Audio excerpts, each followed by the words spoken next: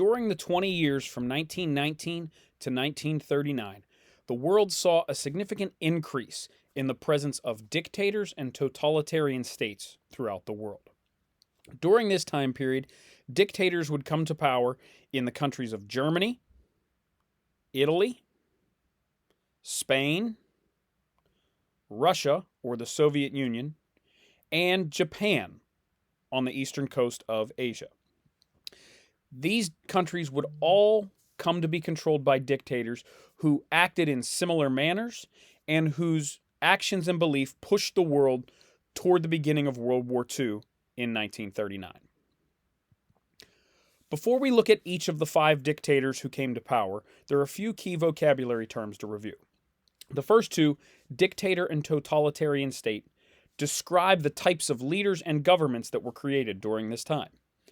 A dictator is one individual or a ruler who has complete control over a country, while a totalitarian state is a term that refers to a country or government that is controlled by a single political party and that is run based on that political party's ideas. In a totalitarian state, the government controls all aspects of people's lives and often controls many of the aspects of a country's economy.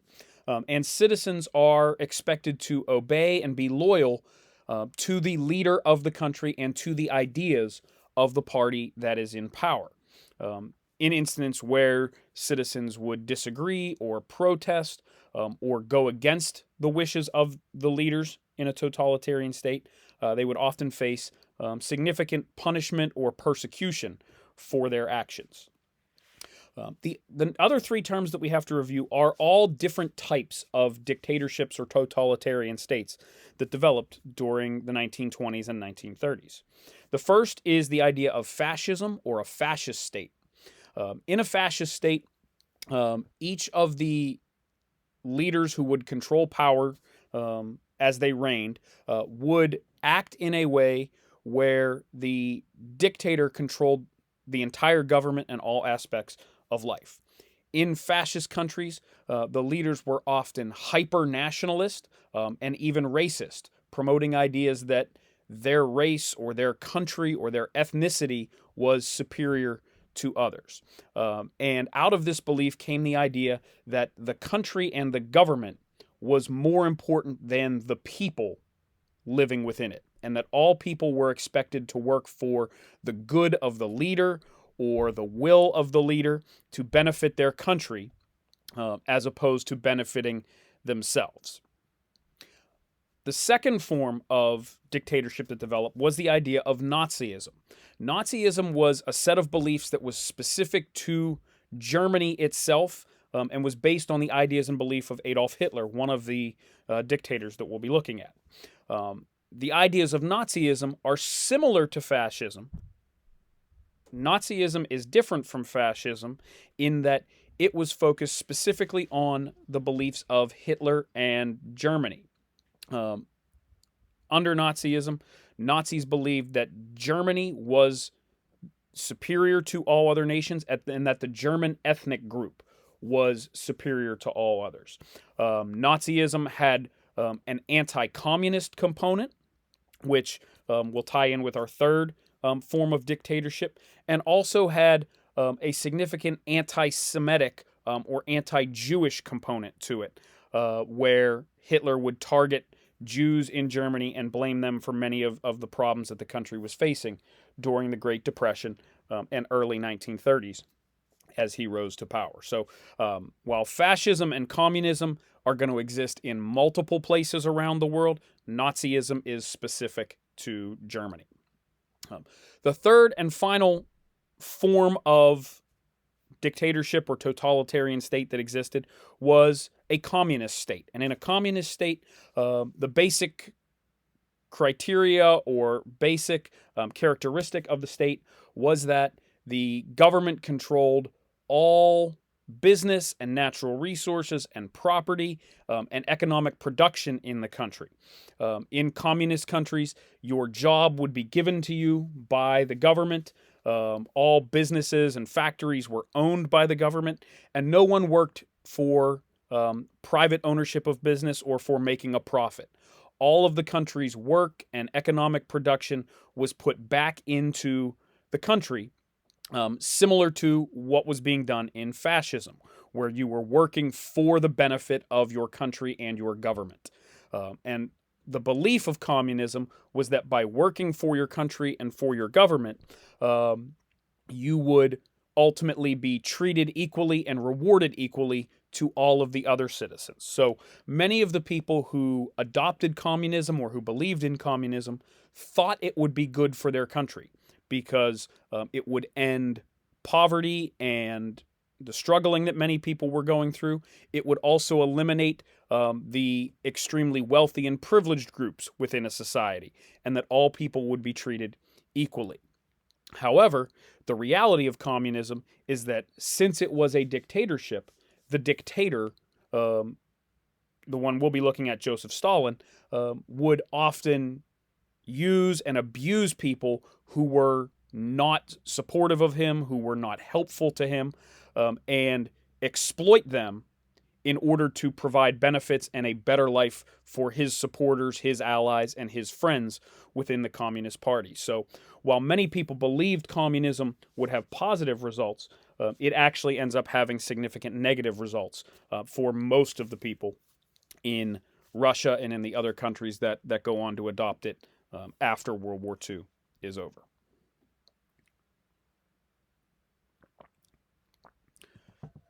The first country to see the development of a totalitarian state was when Benito Mussolini, or Il Duce, rose to power in the country of Italy.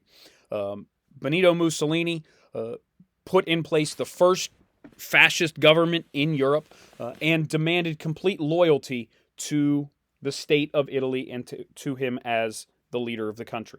One of the ways he accomplished this was by using his own military group or group of supporters called the Black Shirts, who would go throughout Italy operating as secret police and intimidating people who were speaking out against Mussolini, who were critical of Mussolini, or who weren't working towards the same goals as Mussolini. Mussolini, once he came to power, would conduct acts of aggression in various places throughout the world.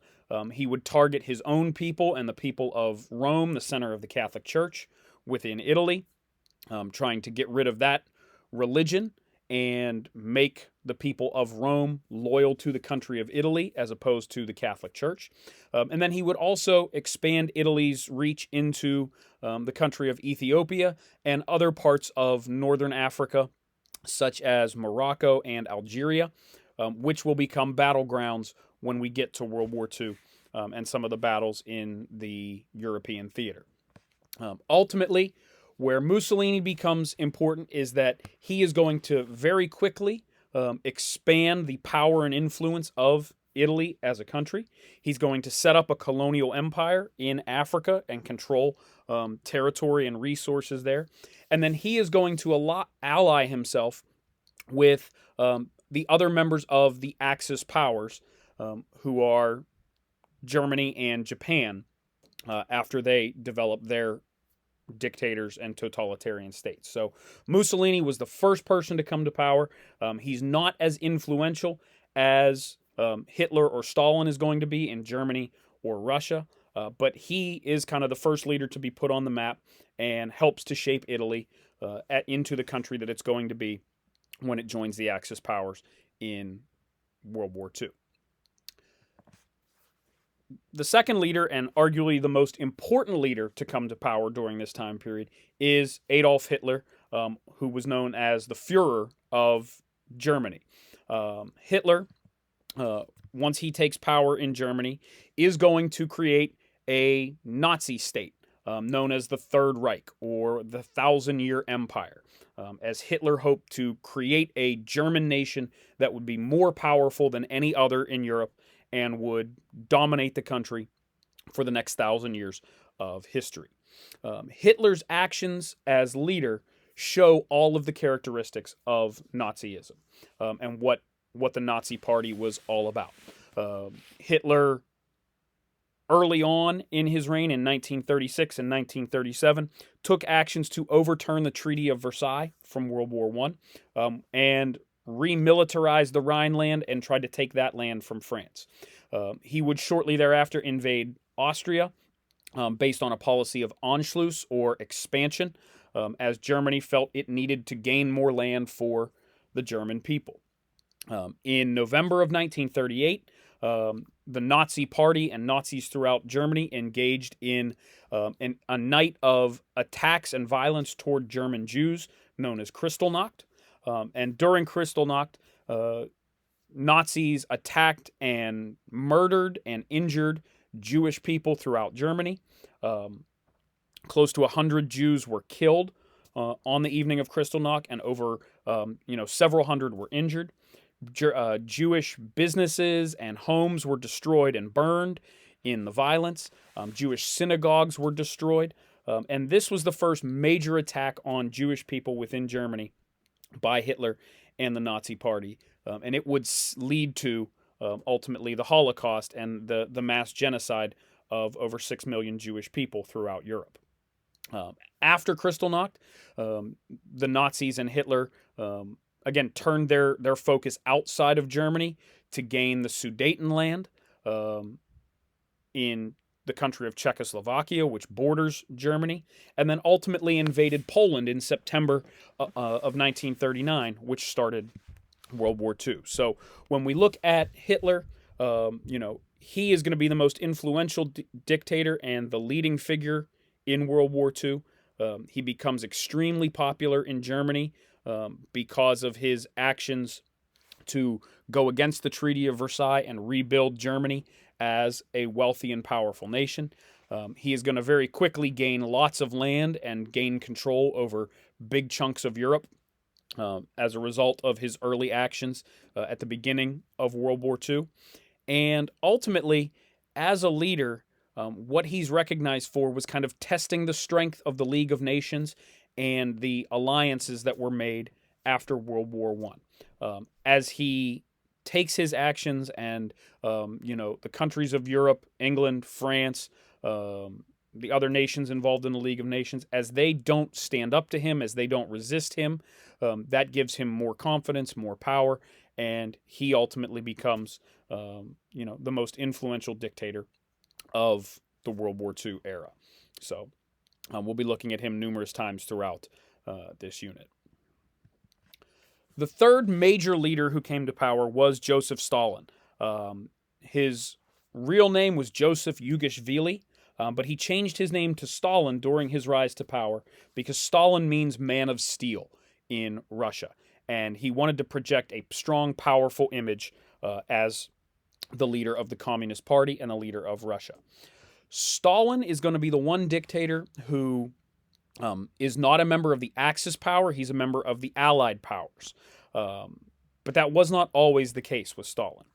So as he came to power in the Soviet Union, or the USSR, Stalin created a communist government, as we described earlier, where all people were forced to work for the government, for the country.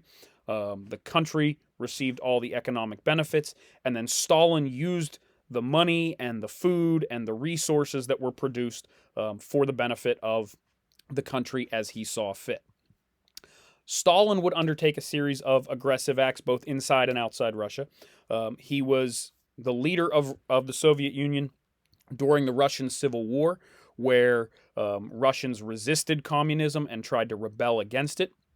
And throughout his reign, he would conduct what were called the purges, where he would have large numbers of Russian citizens arrested and thrown into gulags, which were similar to the concentration camps that Hitler used for the Jews, but they were slave labor camps or prisons where people were put to work trying to build up Russia's industry or produce natural resources, things like that, to benefit the country and the war effort. Stalin is going to, along with Hitler, invade and attack Poland in September of 1939, and ultimately he is going to sign a non-aggression pact with Hitler, where the two leaders agree not to fight each other, and not become rivals once World War II begins. Ultimately, Hitler is going to break that pact and attack the Soviet Union, as we'll talk about when we look at 1940 and 1941, the first years of the war. And that's why Stalin ultimately flips from being, an ally with Hitler to being a member of the Allied powers and fighting against Hitler and Germany and Italy and Japan during the war.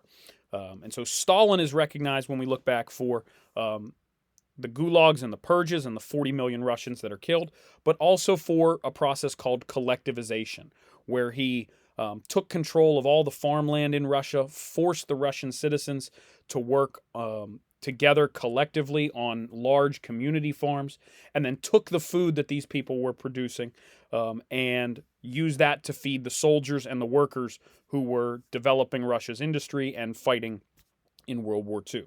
So in many cases, the people of Russia were worked to death either in the gulags, in collectives, or were purged from society as enemies of Stalin and enemies of Russian and communism, as he took complete and total control over the entire country. So Mussolini, Hitler, and Stalin are the three most important dictators, the most powerful dictators of the World War II time period.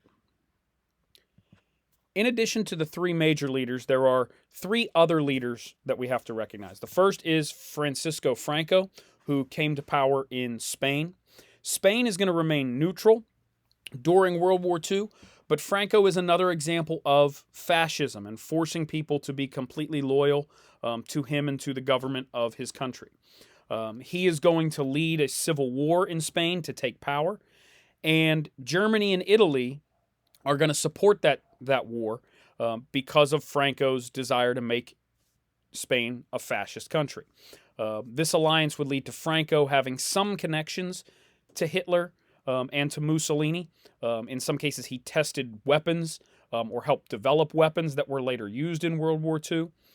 He helped to test and perfect the Blitzkrieg strategy that Hitler is going to use in the early years of the war. And ultimately, his position as the fascist leader of Spain is going to help the Axis powers in World War II. He doesn't ever officially join because he's focused mostly on building up his power and influence in Spain. So he kind of manipulates the alliance with Hitler and Mussolini to, improve his position, improve the wealth and power and land that was controlled by Spain. And then eventually, as the Axis powers start to lose the war, he steps back from them and starts to work a little bit with the Allies, but never actually gets involved in the war. So he's a significant figure, and Spain is going to play a small role, but they don't actually pick a side. They don't actually ever fight in World War II. He's just another example of the rise of fascism and how these ideas became popular among people who were struggling during the 1920s and 1930s. The final two leaders that we have to talk about are the leaders who come to power in the country of Japan. The first of these leaders is Emperor Hirohito, who had a unique position as Emperor of Japan. The Emperor of Japan is viewed as God's embodiment on Earth, or the physical presence of God on Earth, and is the leader of the Shinto religion in Japan.